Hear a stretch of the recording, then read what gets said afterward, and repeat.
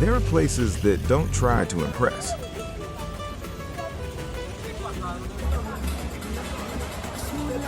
You simply stand there, and without realizing it, you lower your voice. Monaco begins in that moment.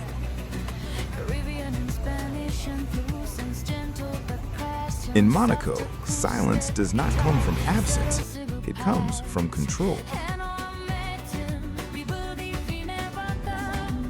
There is a kind of silence born from emptiness, when there's nothing left to say.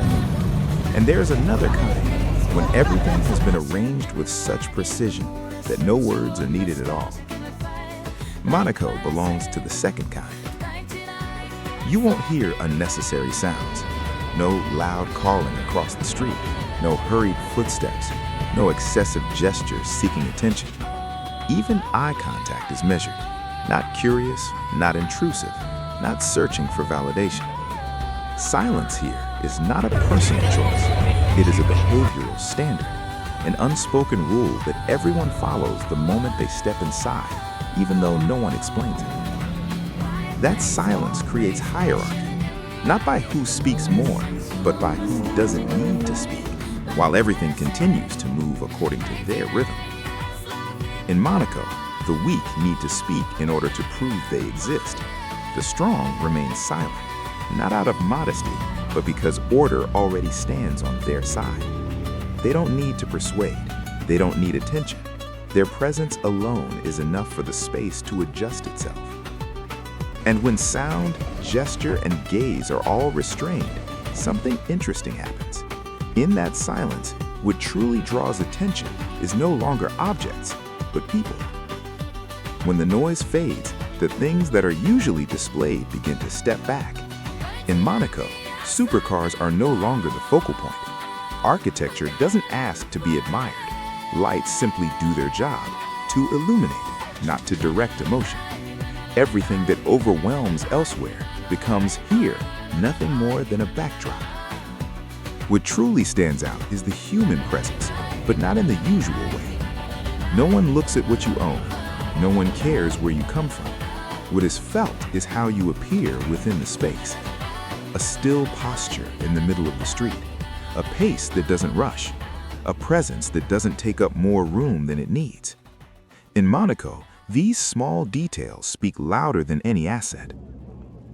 People become the center not because they want to be seen, but because they know they belong here. No need to over-adapt, no need to adjust themselves to fit in.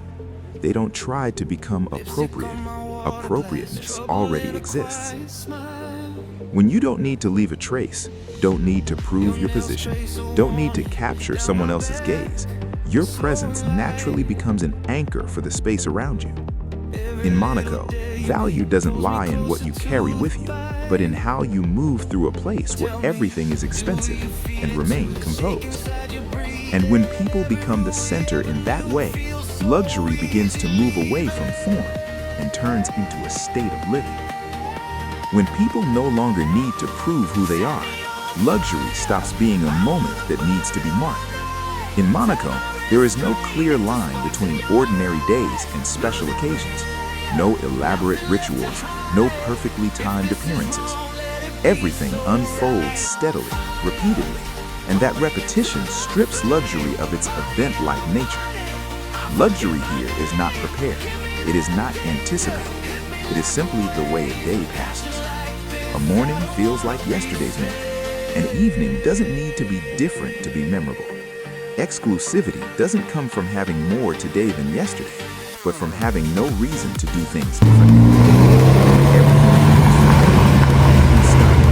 Accessible. No amazement, no acknowledgement, no need to preserve moments as souvenirs. Refinement appears precisely there, when response is no longer required. In Monaco, luxury doesn't make you feel like you're participating in something extraordinary. It makes you feel that things are exactly as they should be. And when luxury becomes the foundation of daily life, no longer a peak to reach, but a surface to stand on, people begin to change how they behave. They don't live waiting for special moments. They live in a state where the extraordinary doesn't need to be named. From there, Another principle quietly forms, one that isn't loud, but keeps the entire system from collapsing. Restraint. When luxury is no longer something to display, restraint becomes power's natural self-protection mechanism. In Monaco, no one competes for attention. No scrutinizing glances comparing status. No need to prove one's place in a space where every position is already understood. Restraint is not suppression, it is certainty. When you know exactly where you stand, you don't need to step forward another inch. Not displaying doesn't mean lacking. Not expressing doesn't mean weakness. In fact, those who need to express the most are often the ones who haven't truly stabilized yet. In Monaco, extravagance is an easily recognized signal, not of wealth, but of insecurity. Restraint works like a filter. It naturally removes movements that are too large, gestures that are too fast, behaviors that seek to be seen more than necessary. Those who don't fit will feel out of rhythm on their own. No one pushes them away, no one corrects them. The space simply doesn't respond. And when space doesn't respond, you're forced to adjust or leave. True power doesn't need to assert itself. It only needs to avoid being challenged. That's why restraint doesn't make Monaco cold. It keeps everything stable, discreet, and moving in rhythm without anyone needing to openly control it. In that state, something else becomes clearer. Time, no longer chasing people, but being held by them. In Monaco, time doesn't rush forward. It isn't pushed by packed schedules or the anxiety of keeping up. Time here is held. There is none of the familiar urgency of big cities, no racing to arrive first, no performative busyness to prove worth. Every movement stays within just enough to move forward, never to overstep the rhythm.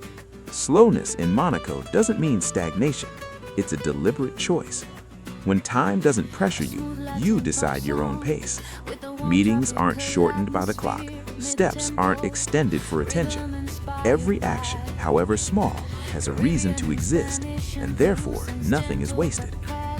Here, speed is not an advantage. Speed is often a sign of lost control. Slowness, when chosen at the right moment, becomes strength. Controlling time doesn't mean having more of it than others. It means not letting time dictate your behavior. When you no longer need to prove that you're busy, when you can stop without fear of being left behind, you hold a subtle form of power, one that cannot be bought, borrowed, or displayed. And because this rhythm of time isn't meant for everyone, an invisible distance begins to form, not built with barriers, but with differences in how the world is perceived. Distance in Monaco is not created to block, it exists to classify. No grand entrance, no explicit rejection, no clear line between inside and outside. Yet very quickly you realize, not everyone enters this space the same way. Monaco doesn't try to be understood. It doesn't explain itself, nor does it adjust its rhythm for newcomers. If you feel uncomfortable, that isn't Monaco's problem. It's simply a sign that you're out of sync. This invisible distance works as a final filter. It pushes no one away, but it pulls no one in either. Those who seek recognition soon feel misplaced. Those who look for feedback receive none. Only those who don't need to enter to prove anything, who don't need to be seen to feel real, can stay close without taking another step. In Monaco, the harder you try to approach, the clearer the distance becomes. The more you release the need for attention, the more you blend into the shared rhythm. Distance is not spatial separation. It is a difference in how value is perceived between those who seek recognition and those who no longer need it. And once distance has fulfilled its role, no further explanation is required. This world continues to function, quietly, steadily, and without waiting for anyone to catch up. Monaco doesn't conclude with a climax. It doesn't need a final statement to be remembered. There is no closing declaration, no emphasized message. Everything simply continues, just as it began. After all that can be seen, what remains is not an image, but a sense of presence. A state that doesn't need to be named, yet is unmistakably clear. Power in Monaco doesn't lie in who receives more attention. It lies in not needing attention while everything still revolves around you. No need to claim the center, no need to speak to control, only to stand in the right place. When you no longer crave recognition, no longer react to other people's gaze, you enter a very different space where competition loses meaning and comparison becomes irrelevant. Monaco doesn't change because you understand it, nor does it disappear when you leave. This world doesn't exist to be explained, but to be preserved. And perhaps the highest form of power is not making others listen, but reaching a point where you don't need to say anything, and yet order continues to operate around you. When the video ends, Monaco doesn't vanish. It simply steps back, like a room you've just left, still there, intact, untouched by your arrival or departure.